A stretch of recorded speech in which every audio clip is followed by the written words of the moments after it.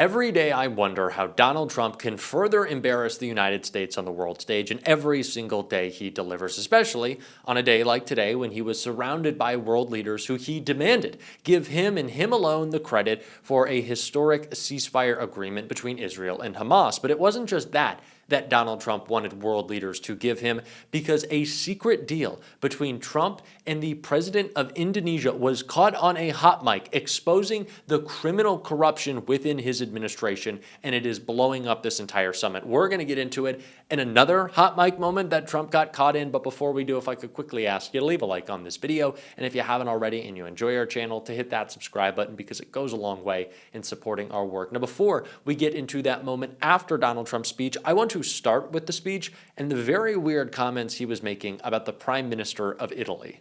Very much. Italy, we have a woman, a young woman who's, I'm not allowed to say it because usually it's the end of your political career if you say it. She's a beautiful young woman. Now, if you use the word beautiful in the United States about a woman, that's the end of your political career, but I'll take my chances.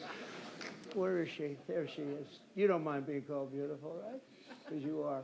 Thank you very much for coming. We appreciate it.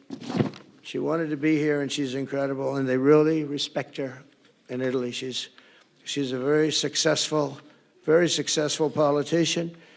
Yeah, you can see Meloni behind Trump just really uncomfortable and kind of cringing the whole time. And that certainly wasn't the only example of when she was made incredibly uncomfortable by conversations around Trump. But this is what he does, and he's picked it up a lot recently. He's always like making gross comments about female reporters and saying how beautiful they are and that he's going to get in trouble for it, but he doesn't care, which just makes it all the much weirder. But this is what Trump likes to do when he's around world leaders. Talk about how much he likes them for their physical features, I guess, and lie about how much they like him, although sometimes they really do try to ham it up. Take a look at Meloni again, when the president of Pakistan was talking about why Trump should have won the Peace Prize.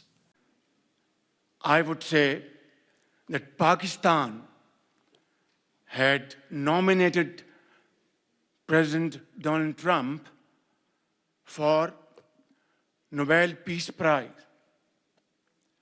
for his outstanding, extraordinary contributions.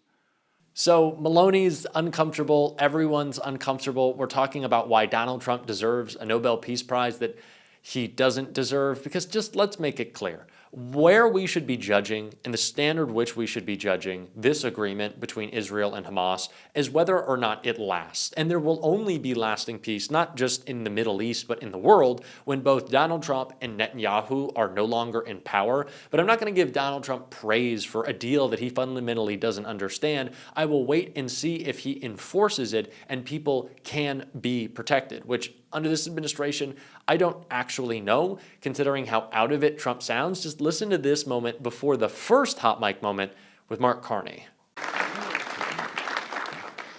So you have Armenia, and you have Bahrain, you have Canada. It's so great to have, in fact, the president called and he wanted to know if it's worthwhile. He knew exactly what it was. He knew the importance. Where's Canada, by the way? Where are you?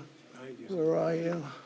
We talk about Donald Trump's cognitive decline every single day, and boy, is it just so apparent in that moment where it's like, where's Canada? And we invited them to the invitation in Canada, and where and what? But that is, of course, what Donald Trump has been spending most of his time doing lately, is being unaware of his surroundings completely. And I guess it's nice that he didn't mock Canada to start. Mark Carney, though, much like President Zelensky, has found a way to kind of like get Donald Trump on the back foot. And it's funny, before we get into the hot mic moment that exposed the corruption, I want to start with the one from Mark Carney that just kind of exposed how weak Trump is.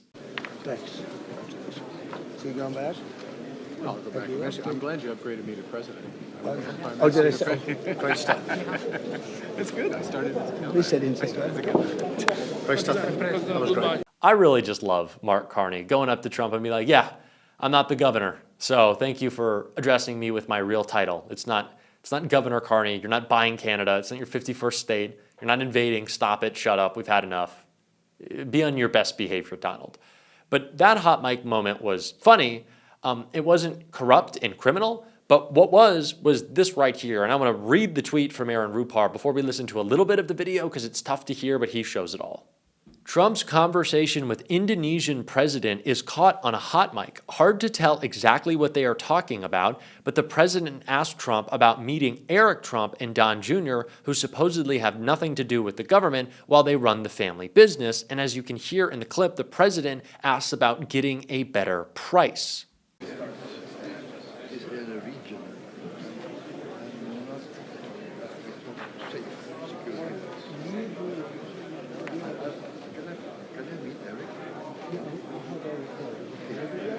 Excuse me, where is the Hunter Biden outrage? It is so clear that Donald Trump's sons, who run an exclusive club in DC that cost $500,000 to join, I think it's called like the executive branch or the executive club or something stupid and so on the nose with how corrupt they are. It is like Tom Homan took a bag, a kava bag, a takeout bag with $50,000 in cash in it. And Don and Eric are running this club with a $500,000 entrance fee in which they promise you get to talk to people in the cabinet. And we have presidents of nations coming up to Donald Trump to ask to talk to his two idiot sons, not to get their take on foreign policy or trade, but so that they can have the ear of the president by delivering millions, if not billions of dollars to his kids' businesses, which ultimately Donald Trump is really in control of. That is what we are seeing right now. Asking to get a better price.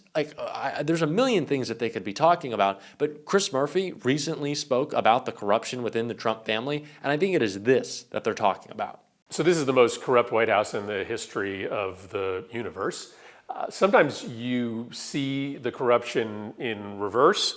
Sometimes you see it in real time. Sometimes you see the corruption before it happens.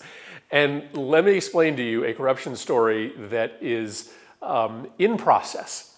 So you know the Department of Defense is going to be making tons of drones and buying a lot of drones in the coming decade. We've seen how lethal and effective they are in warfare in Ukraine. And so it won't shock you to find out that the Trump family has decided to get into the business of building drones. Specifically, Donald Trump Jr. just went on the advisory board of a very small drone company called Unusual Machines based out of Florida. And as soon as he went on the board, guess what happened? The stock price of this company doubled like overnight. Because, you know, in this environment, in this White House, everybody knows when the fix is about to be in. And so as the Department of Defense starts to ramp up the amount of money that it's going to be spending on drones, don't be shocked or surprised when a very small drone manufacturer out of Florida called Unusual Machines starts to win bids. This is what's going on in this administration. They're just scooping up federal resources and federal contracts and delivering them to their friends, to their political allies, and often just to their family members. Sometimes you don't learn about it until after it's happened, but sometimes you see it coming. And I'm just telling you, we all see this one coming.